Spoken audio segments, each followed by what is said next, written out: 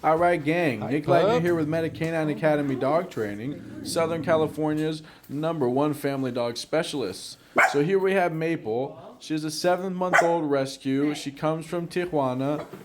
She was a feral dog, so she lived on the Hi, streets for a pup. big part of her life, or at least her Yeah, puppyhood. definitely She does better. not take cues from human beings well because she was wild, so she never had to. So she took a lot of extra patience. Very, very sweet dog.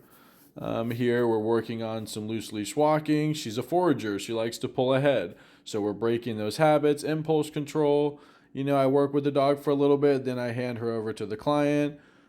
Here, speaking of impulse control, finding an area where your dog has the zoomies. This is often around dawn and dusk, but finding a spot where your dog starts going berserk and kind of activate them and then pull them out of it and back and forth. They get all excited, have them clock out, get them amped up, then clock in and control the impulses by running through your drills. Sit down, place, whatever. But teaching them to control their impulses in an environment where there's lots of stimuli, and start small and work your way up.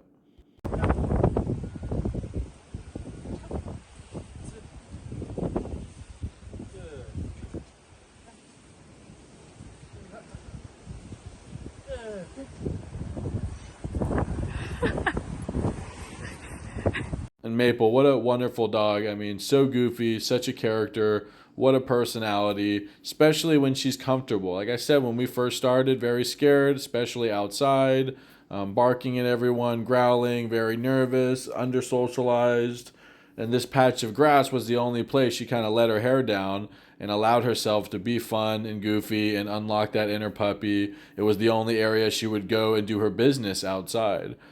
She would only pee right here. She was not comfortable going because doing your business outside for a dog is a show of vulnerability. To allow your dogs to meet other dogs in public or not.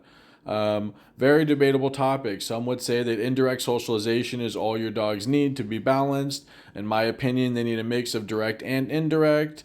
For indirect only, that's like saying all we need is our family. We don't need to meet other people. No, we need social skills. So do dogs. Because realistically, your friends will have dogs, and you will see people that want to meet your dog, and your dog needs to know and understand what to do. Always make sure your dog can run through their commands, right? So proof their commands, sit down, have them hold that before meeting another dog, right? We don't want the tension, high energy, lunging, pulling, especially if they're in a harness or a flat collar, to activate them and agitate them and then take that energy to a social event. And that's a great way to ask for trouble. So make sure they can sit, relax as you see, be aware of your leashes getting tangled up, be vigilant, and just stay calm and relaxed. And no, I should have told the guy to kind of loosen up on the leash, especially in the beginning. It was a very tight leash, but at least it was a slip lead and not a flat collar or a harness.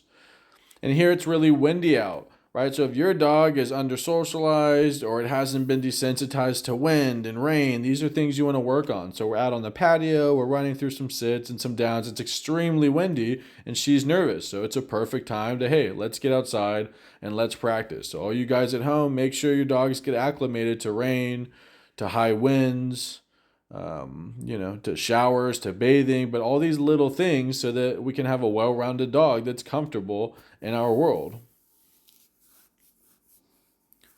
Polished up loose leash walking.